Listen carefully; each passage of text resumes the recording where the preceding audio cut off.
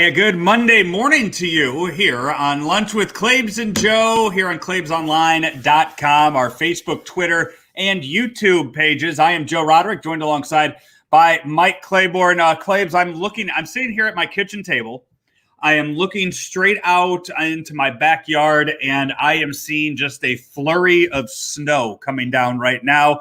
What is your view like? I'm looking at a palm tree that's blowing in the breeze.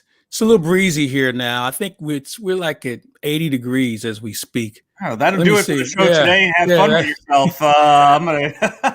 Yeah, it's and this is one of the few places, I guess, in the country that hasn't been affected with the weather. Although we're supposed to get a little rain tomorrow, and I was watching the weatherman today say that it's going to cool off a little bit this weekend. We'll be in the mid 70s by the weekend. I'm like, okay, cool. Yeah. I can honestly say that I have not worn a pair of long pants since I've been here. I mean, to be fair, I went shopping the other day, and what did I buy? More long pants. Yeah, to be fair, I'm currently wearing basketball shorts, so okay. So you got that working for you today. I wouldn't go too far on those though. Don't let the button down and the sweater fool you. It's all casual down below the waist. I understand. Yeah. Hey, a lot of things to talk about today, but the thing that I want to certainly start off with is talking about how I got here, courtesy of Mungenast Toyota. Mungenast Burkhart Toyota over in Alton, Illinois. I drove one of their nice vehicles down here. It was a Toyota Highlander, great gas mileage. And so I have a friend of mine who is retired, and all he does is just drive around the country. He said, man, I want to see all these things I've always heard about. So he's in Seattle, he's in Vegas, he'll be in LA. So he's now in Florida. And so I said, well, what are you driving, man? You putting all these, man, I got one of those Toyota Highlanders. It is the best vehicle. It's just he and his wife. They're just seeing the world. They're both retired. They got good retirements. They put their money away. And that's how they live. They're in St. Louis maybe once a month, if that much. And he just travels the world. And it's a blast. But he said he wouldn't do it if he didn't have a Toyota Highlander. And I can understand why. It's a very nice vehicle. And we thank the good folks of Mungenast Burkhart for providing me transportation here. It's been a blast so far, and we'll get it back in one piece. I actually just got a new car from. I heard about that. From over there. So I'm very, very happy for that. Is your wife happy? Is your wife happy about this? I think she's driven it once since we brought it home. It's been me driving it. And it's a real nice 4-wheel drive. So we actually drove a Highlander there, a Toyota Highlander, and ended up driving and ended up bringing home on Friday a car that was brought into them on the used car lot. It's a Ford Escape that they had sitting there. So as I've said before, it's a Toyota dealership. They have all the Toyota cars there on the lot. But they do have other cars outside of that. You can go to mungenast.com and look. Hey, you got nothing else to do today. You might as well go to it and check it out. Right. Go to altontoyota.com if you're on the Illinois side. Go to St. Louis Acura.com if you're on the Missouri side, and look around and see what they have. I don't know if Jamie's texted you or not and let you know what their business hours are today. I haven't seen them post anything yet, but I know a lot of places are closing down before the snow gets really bad this afternoon. But just, hey, have a plan in mind and be ready to go when they open up shop and have them deliver the car to you. Take a test drive and see how it handles. Got a shout out to my man, Rogers Radcliffe. We used to call him Ramjet in college, who's checking us out today. And you know what? He's one of the reasons I got in the radio business. And I don't even know if he knows this story or not, because I believe he used to work at our school station.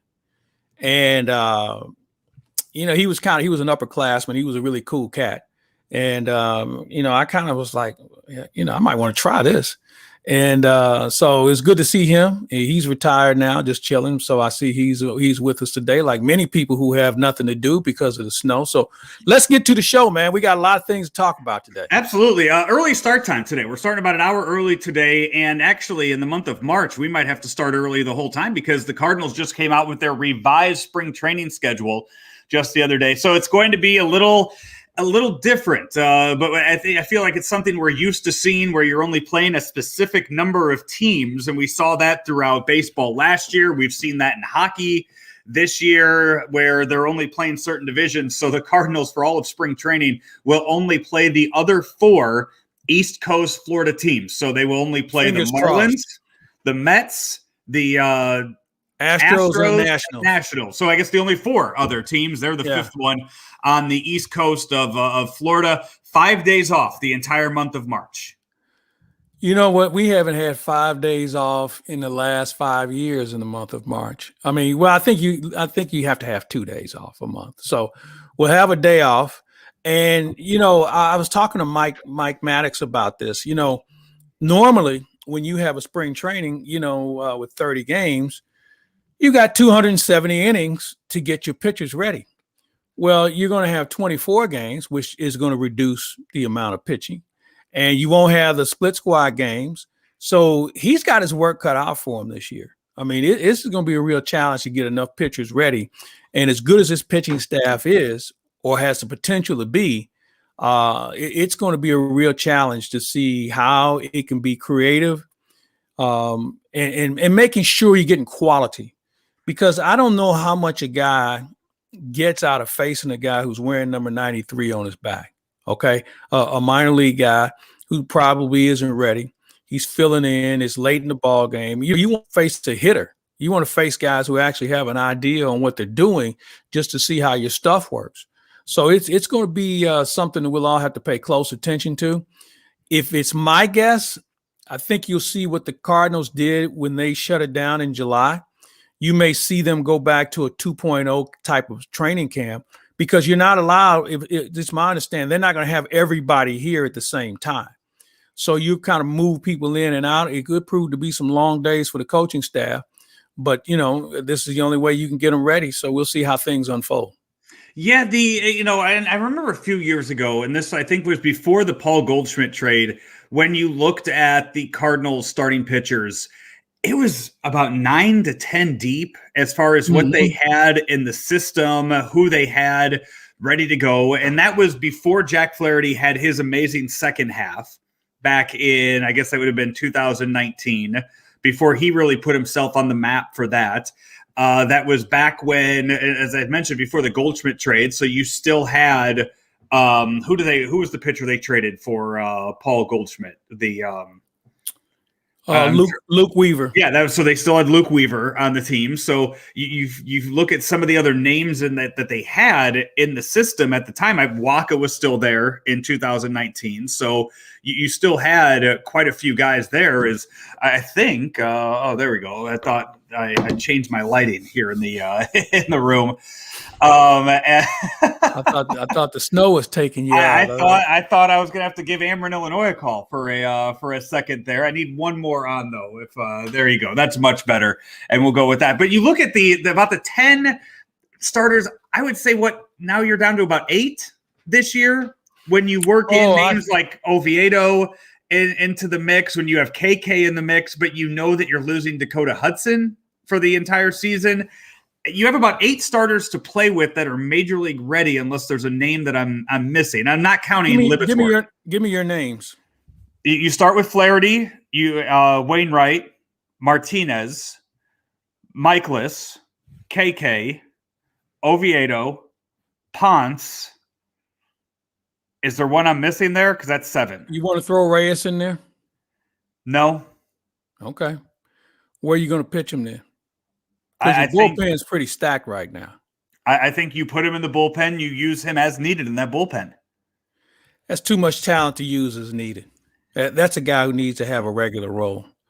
And you've got some other guys that we saw last year. Seth Elledge is a guy, and you've got some other players that, kind of made a name as far as being on the radar this year.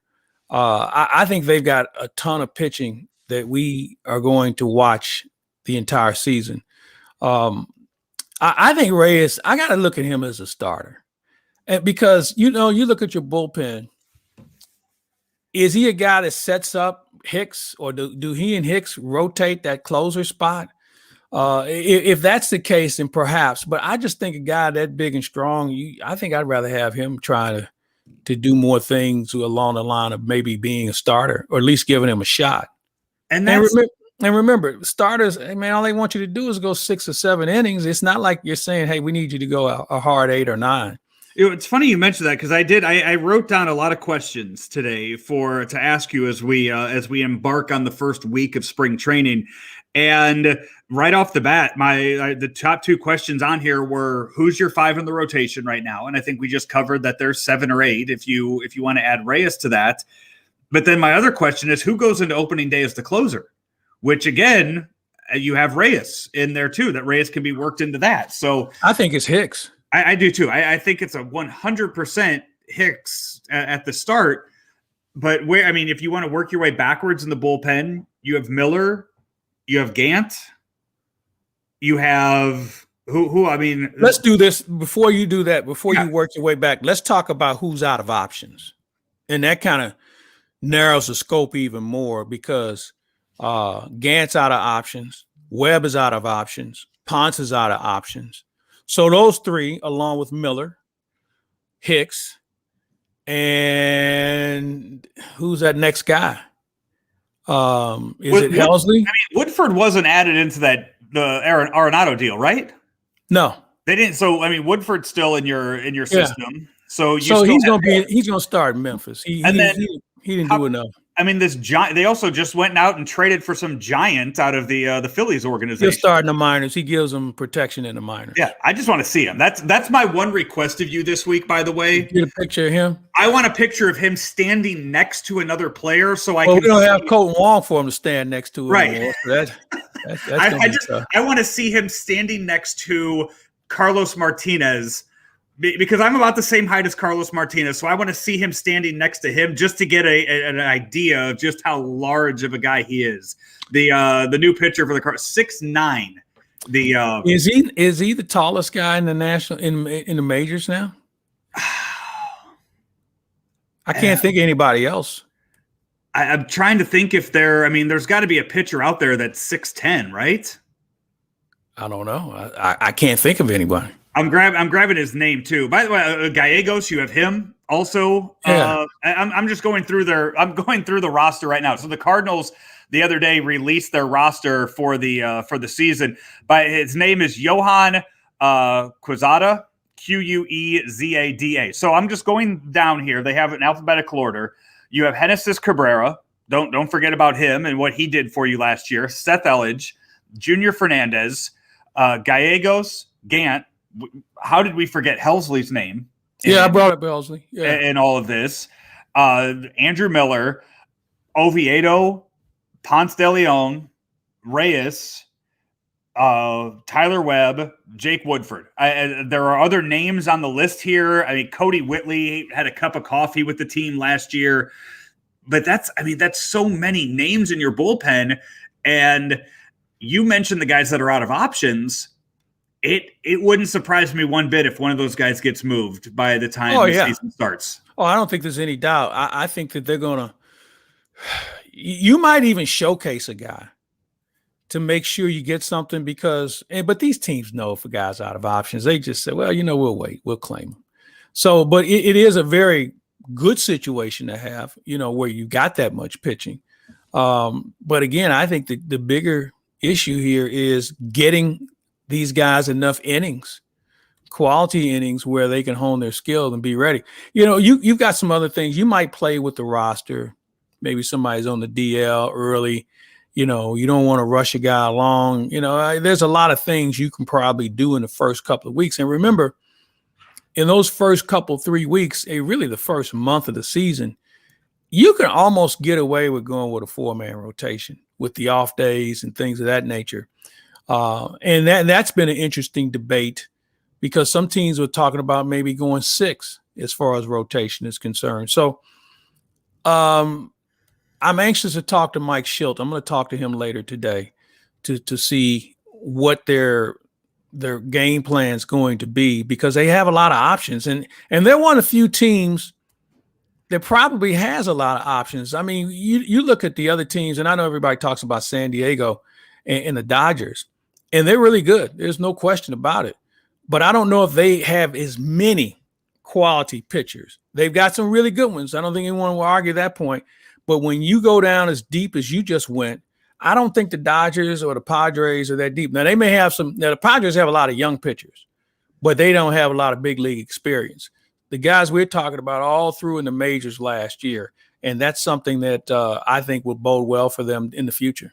By the way, so last year in 2020, the tallest player in all of baseball was Tyler Glasnow. Of the Tampa Bay Rays. He's 6'8".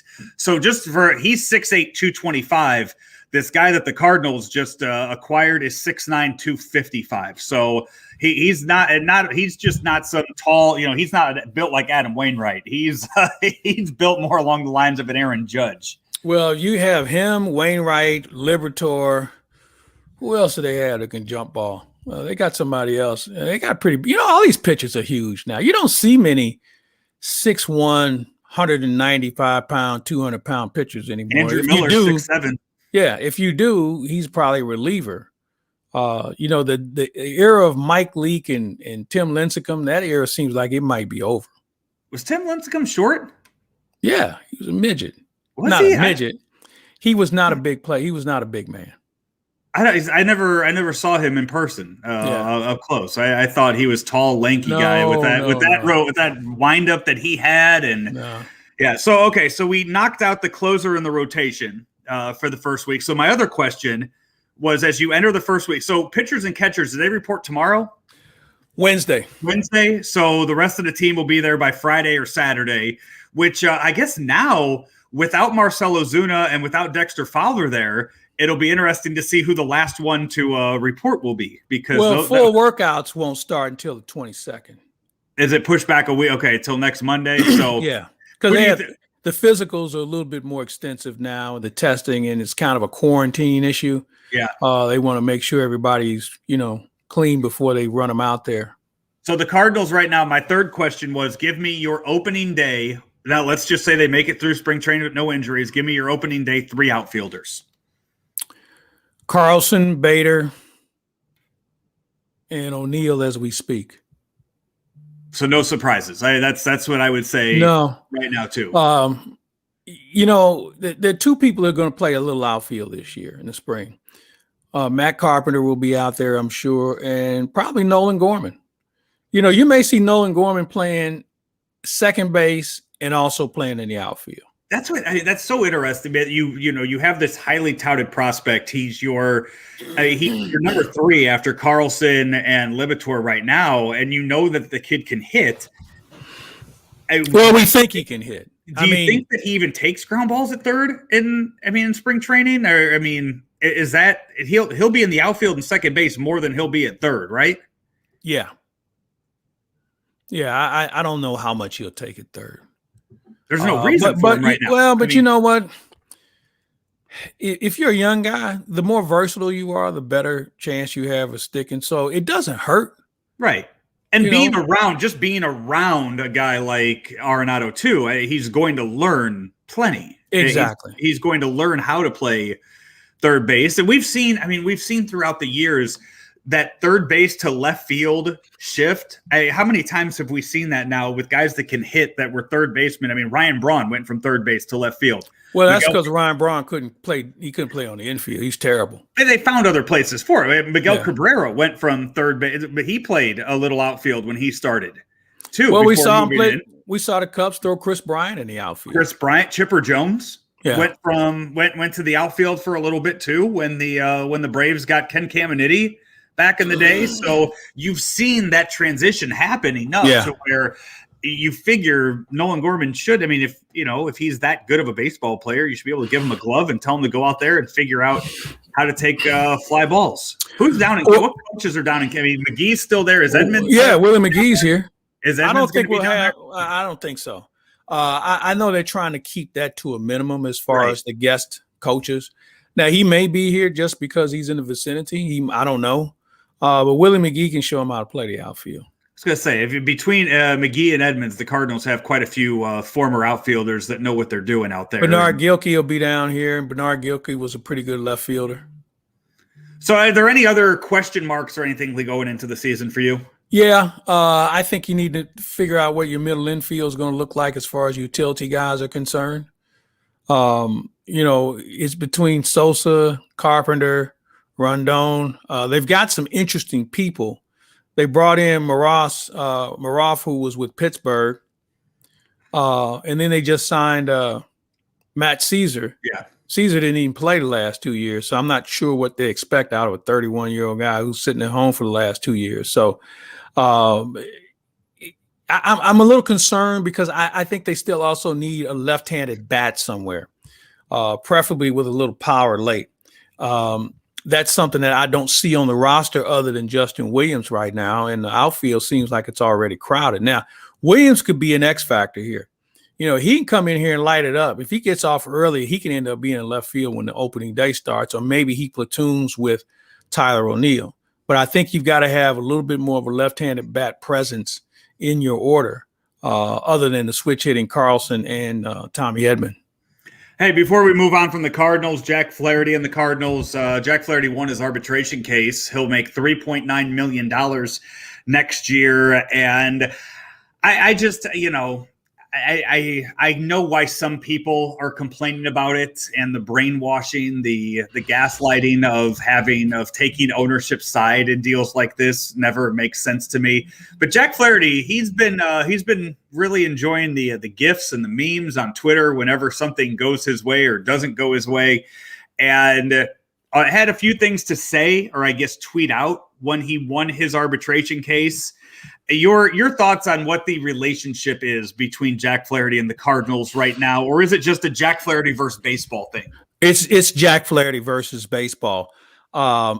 He has been clear on this on a number of occasions, why he wouldn't sign his tender, because he didn't agree with the system. It cost him $10,000 every year, and he always made it clear. He said, "This isn't about me and the Cardinals; it's me and the system." Now, I think that Jack Flaherty is getting some undue heat for nothing that has anything to do with baseball. He was pretty outspoken about how things were going on in this country last year, and it made some people uncomfortable. Exactly. And they felt like this is their way to take a shot at him, and let's trade him, let's do this, let's do that. And they're doing it for all the wrong reasons. Now, you think Jack Flaherty's going to lose any sleep over? I don't think so. I can honestly say I know him well enough to know that, he's a competitor, and he wants to win, and he wants to be paid fairly. And this is the first step in that direction. Again, this is the only organization he knows. He knows somebody's going to pay him. I think he would prefer it be St. Louis, considering this is where he started. And, we'll worry about that down the road. I think the other thing that comes into play, arbitration, and I've sat in on a couple of these when I was representing players, it's not pretty. It can be very, very contentious when you're sitting at a table and they're just MFing you basically the whole time and just finding out everything that they think is wrong with you and how you're flawed. And it almost becomes personal. And for some of our viewers who may remember that real bitter arbitration between Terry Pendleton and the Cardinals, where Terry Pendleton never spoke to Dal Maxfield again because of some of the things that were said in that arbitration hearing. And he went on to Atlanta. He was ready. He was done. He was done with St. Louis by how that arbitration went. And he went on to Atlanta and obviously had an even better career there. But arbitration, man, I'm just telling you, and this is why teams try and avoid it at all costs, because when you sit down in that room, and Joe, I'm telling you, there are the look on players' faces when they hear the things that are said is something that you're saying, boy, this may not end well. And because, and I guess the most recent example is Dylan Betances, who was with the Yankees. Never spoke to Cashman again after the arbitration hearing and let him know, you might as well trade me because I'm not, when it's my time to go, I'm out of here. And this guy's with the Yankees. This guy was a really good pitcher. Now, he's had a couple of injuries, but there was no way in hell he was going to play for an organization that ripped him like they did in that arbitration hearing. Yeah, and I think that's the concern of fans when it comes to Jack Flaherty, that something will happen that will ruin the relationship and you'll lose. You know what's going to ruin the relationship? The fans will ruin this relationship. All the bullshit that comes out on social media and all the racist shots that people are taking at him and all the other things that have nothing to do with baseball, that'll be the reason why he goes. if there is going to be a reason. It won't be because of the Cardinals. Jack Flaherty's smart enough to know too that that's going to go wherever. There are racist fans in every organization, so no matter where he goes, somebody is going to say something to him, and I think he knows that. I was having this conversation with Frank Cusimano last night, and he said, "Who was the last player that the fans turned on? Who was a great player that the fans turned on?" And I said, Richie Allen. Richie Allen was here for 1 year, hit 34, 35 home runs, and they were merciless on him. I mean, just made his life as well as they could miserable because he just didn't conform to what they wanted. And he went on to have a great career. He should be in the Hall of Fame. But you have to go that far back to see how when fans turn on a good player. Now, they turn on a bad player in a minute, okay? I mean, that comes with the territory. But I think if there's ever going to be a reason why Jack Flaherty looks to play elsewhere, it won't be because of the organization. It'll be because of the fans. Let's talk about other sports with great players moving on to other teams, because you saw a big one happen this past week. J.J. Watt requested his release from the Houston Texans, and they immediately granted it. So this coming a few weeks removed from Deshaun Watson wanting to be traded for the Texans, which the Texans have so far not done, haven't really. It doesn't sound like they've reached out to anybody. It doesn't sound like they've done much to make that happen. The second J.J. Watt asked to be released, they released him, didn't try to trade him, didn't work with him and say, where would you like to go? We'll send you there. We'll make this work. We'll get a 5th round draft pick back for you. At least we'll get something back for you. They just outright cut him, and they're letting him choose his next spot. So tell me, I know the age difference is there. I know they're at different parts of their career. Why did that make sense? Well, I hate to ask a question with a question, but where's Brett Favre at now? When he was ripping Deshaun Watson for asking for the same thing, Brett Favre was basically shut up and play to Deshaun Watson. I haven't heard a peep out of his sorry ass since then. Okay. So again, we also did the same thing when he wanted out of places. So exactly. Now the player is supposed to do that. Yeah. So the double standard once again is in play for the same situation. Now, as you mentioned, he's a little older, and maybe they don't think they can get as much for him. But this guy's a 3-time Player of the Year, multiple Pro Bowl winner, a participant rather, and has done everything in the game on and off the field, and is as a model of a citizen as Deshaun Watson. But, again, it's a double standard. This is the NFL, and it's wrong. And I would think that they say, well, we can get more for Watson, and he's going to be the linchpin to our team. Only problem is Watson isn't. Now here's the thing. I'm wondering, guys like Watson can sit at home. He's making enough money. He's made enough money where he could sit this out and force a deal. And that it may come to that, because I don't think that they can repair the damage that's already been done, not to mention moving good players and not getting much in return. So it's a situation where Houston can't win for anything. And if they're going to blow it up, they might as well blow the whole thing up, get the draft choices, get a player, and try and go in a different direction, maybe pick up some offensive linemen along the way to make sure the next quarterback doesn't get killed. That's now so the Texans have released J.J. Watt. They traded away DeAngelo Hopkins for basically nobody. They had their president and their GM and their head coach have all been removed. Or maybe not their president, but their GM, their head coach. Yeah, the president. He got removed. He resigned. Okay. He resigned. So a lot going on there. The McNair family, I think, needs to take a hard look at what's going on there, maybe off the field, before they start to rebuild whatever they have going on the field.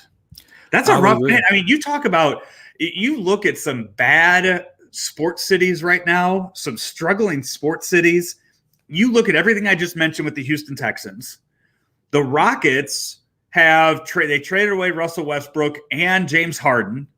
And I couldn't name a player on the Rockets right now. And then you had everything going on with the Astros a few years ago with the cheating and the trash can. And yeah, they still made the playoffs last year, but I feel like that's going to come to an end at some point with that organization. They lose George Springer. Yeah, in the it's off not season. that easy to be a Houston a sports fan in Houston right now. Yeah, there's some cities that just beg for that sort of hit in the head. Houston has not been one of them. Normally when you think of things of this nature, you think Cleveland because Right. they're always a train wreck for everything they do. But yeah, I guess it's Houston's turn. On the other side of that coin, Tampa Bay couldn't live a better life right now. You're in the World Series, you win the Cup, you win the Super Bowl. If you had an NBA team, they probably would be pretty good at this point. So I mean, they're having the run of a lifetime in their city, and it works that way sometimes. The Blues and the Cardinals were in that situation. I mean, Blues and the Rams. If you remember, in the Cardinals in the early All three of them, 2000s. yeah. Yeah. So I mean, every city has that little bit of a run. The Lakers kind of on that run too. The Lakers and the Dodgers in LA, are champions. So, it really comes down to ownership and how your front office develops character from within, and being able to recognize people who can help you win. And now in this era of play, it's a player's game now. Okay. The players you name most sports, they have a bigger voice than they've ever had about who they want to play and where they want to play and who they want to play with. Yeah. And never in our lifetime have we seen so much of that take place. And, I think we're going to see it for a little while longer because now that they're partners in a lot of sports, when you think about what the NBA and its relationship with its owners, the NFL has it's a reasonable relationship with its owners. And certainly the National Hockey League has a better relationship. Everybody's got a better relationship with the owners and players than other than baseball, which is going in the opposite direction. You're watching Lunch with Claibs and Joe here on claibsonline.com, our Facebook, Twitter, and YouTube pages. Hey, for our Illinois residents out there, you may qualify for a free smart thermostat, a $169 value. Go online to AmerenIllinoisSmartSavers.com or give them a call at 866-251-2531. To help your community save energy, Ameren, Illinois is providing thousands of smart thermostats to customers in select zip codes. If your home qualifies, you'll receive a new smart thermostat, again, a $169 value at no cost to you. Plus, you can install it and activate it yourself to earn a $25 e-gift card. The smart thermostat will help lower your heating and cooling costs, adapt to your schedule and preferences.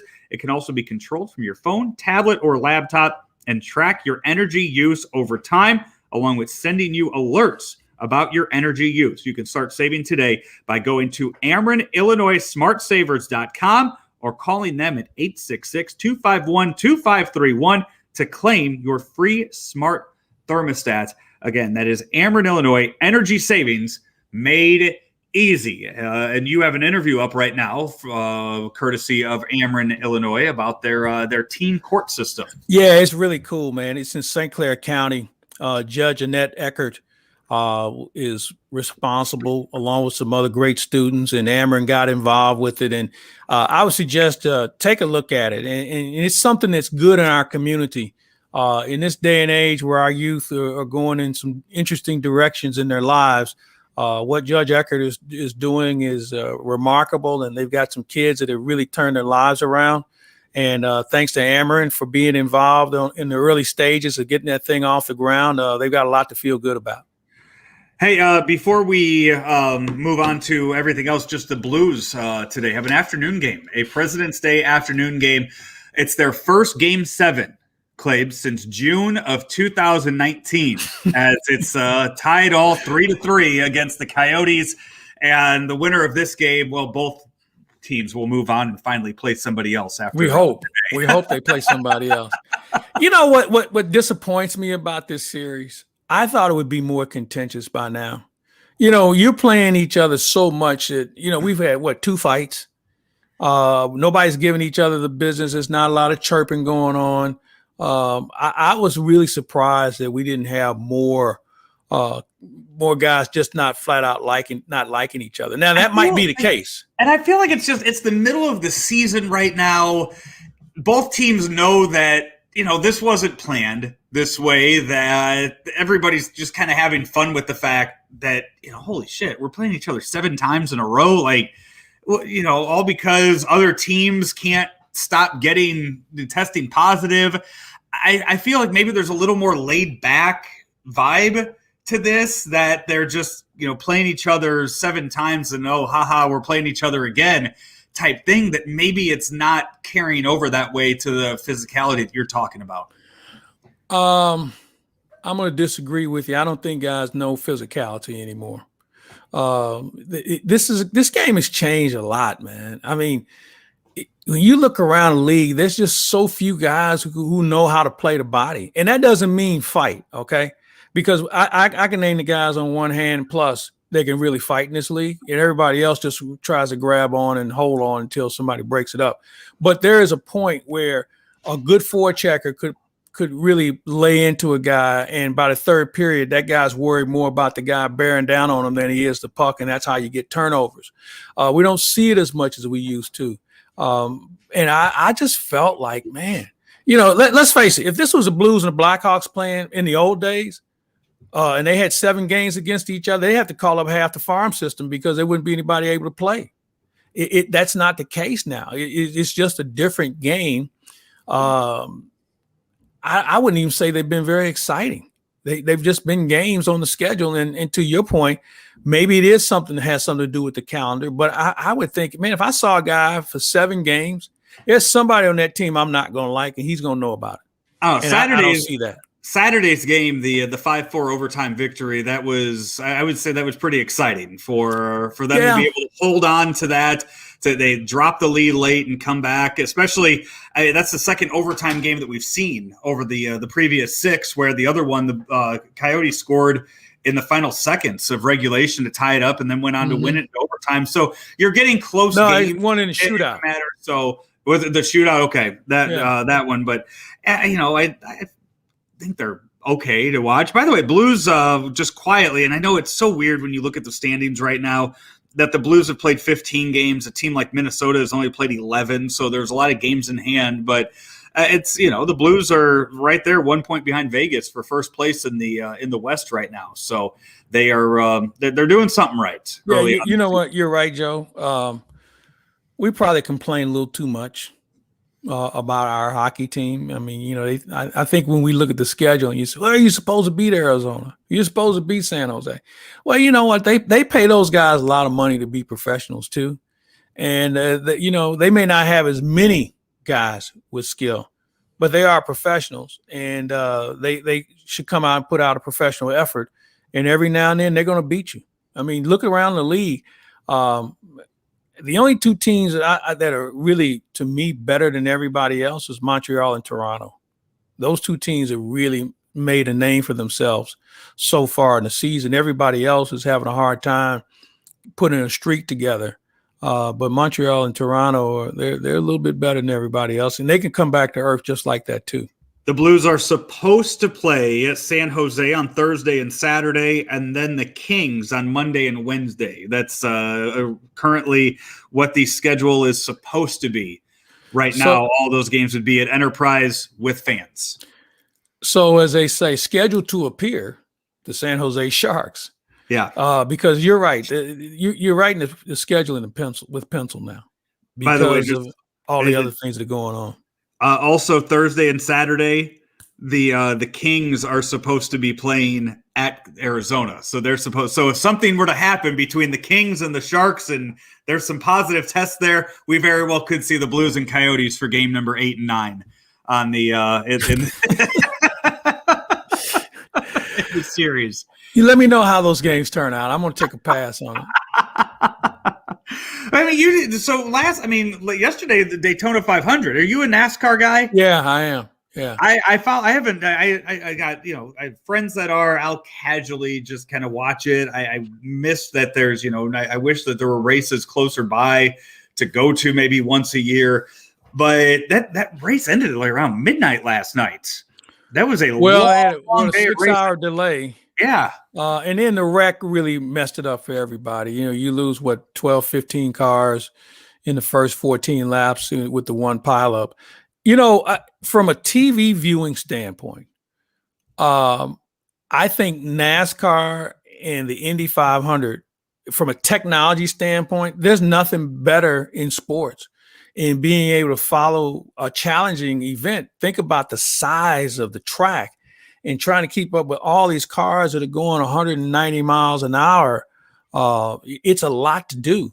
And if you sit there and watch it, you feel like you're almost in the cockpit with all the information that's presented to you and what they've done. And I appreciate the analysts not talking in terms where we don't understand what's going on. They kind of give you an understanding of how these cars work, and you realize it has nothing in comparison to the one that's in your driveway. I mean, these are specialized vehicles, and the race teams. I had a chance with Michael Andretti when he was racing.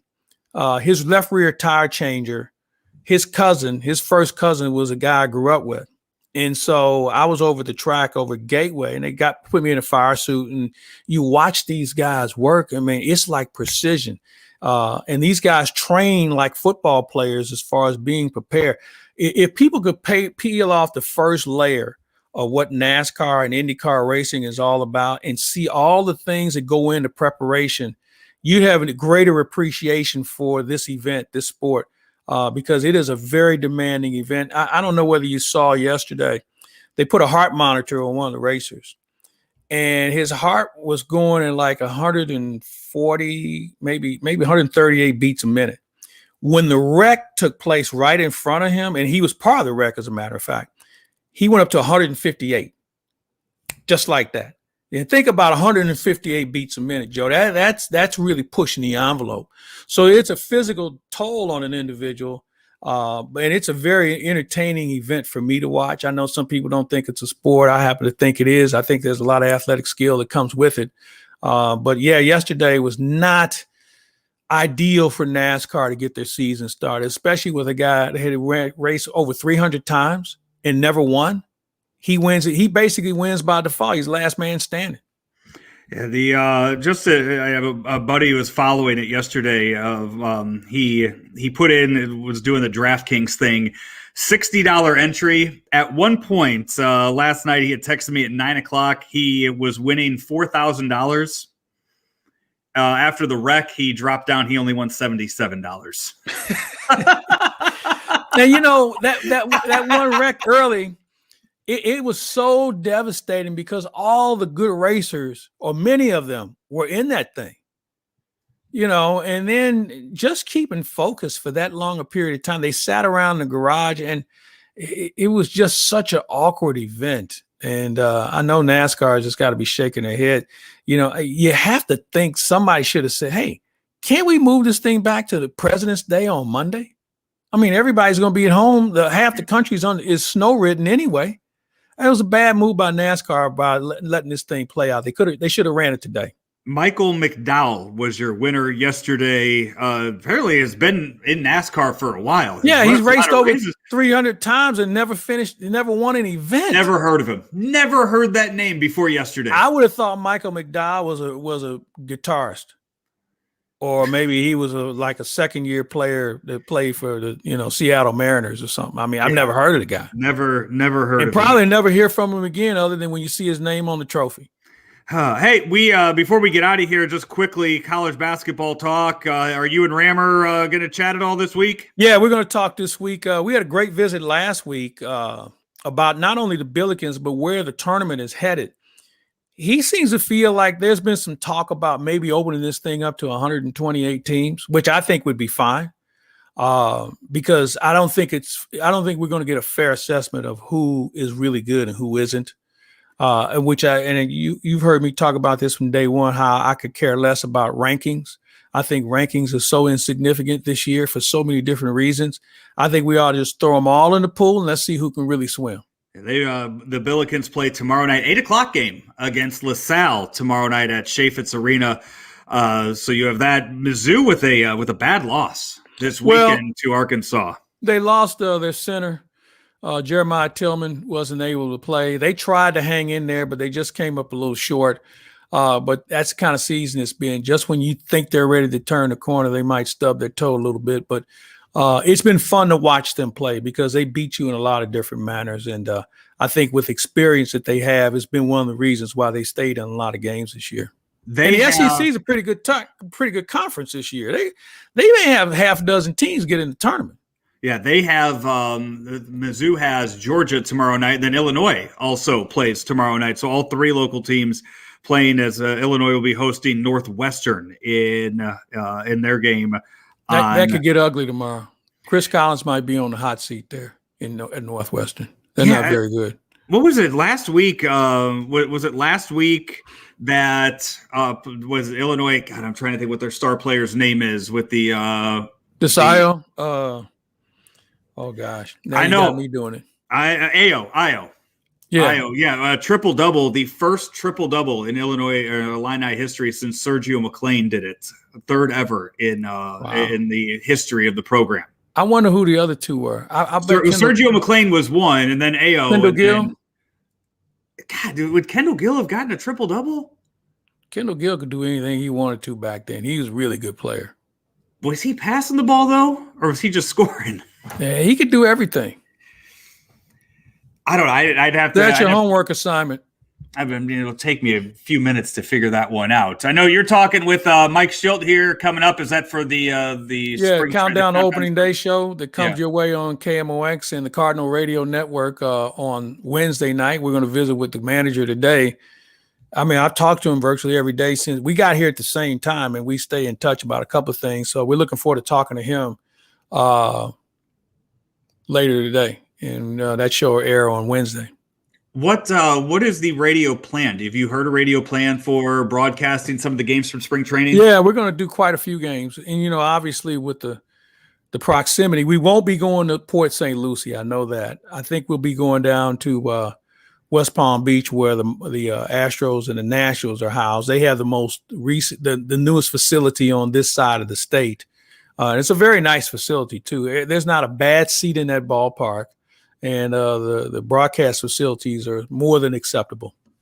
I got it, by the way. So Sergio McClain, January 13th, 2001. The other one, Claibs, if I gave you the 1979 Illini team, would you know which player it was from that team? No. Mark Smith. 18 points, 13 rebounds, 10 assists. I remember Mark Smith, but I didn't. No, do I remember it? No, hell, I was in college myself. I wouldn't have remembered him. What else you got coming up this week for the website? Anything? We're going to do some stuff with Rammer. The Ferrario face-off will come your way. And we're working on another. Ben Boyd's been working on this one assignment. And hopefully we can get that turned around this week and get that up and running. And Dr. Rick Lehman, his book is out, and we'll talk with him a little later in the week. And we'll have Keith Costas coming up probably next week is when we're going to debut that.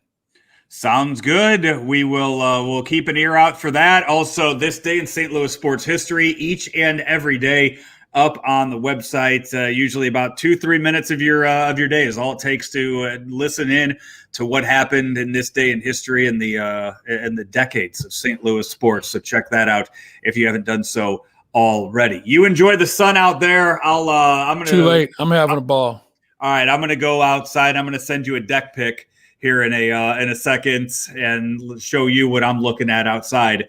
So he is Mike Claiborne. I'm Joe Roderick. This has been Lunch with Claibs and Joe, powered by Ameren, Illinois, driven by Munganass St. Louis, Acura, Munganass, Alton Toyota, and sponsored Ricky Cannon, Joseph A. Bank. He checked in. I just saw him. Go out and check him out. Well, don't go today. He's out there on Lindbergh and Creve Coeur. He's one of my personal clothiers.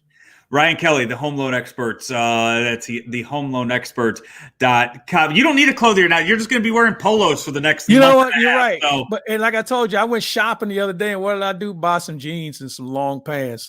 Shame on me. You need them to get into some of those restaurants that you're getting invites to. No. You can wear damn near anything you want to around here. Tiger's not letting you in shorts and a polo. Watch me. We'll see you next week, everybody.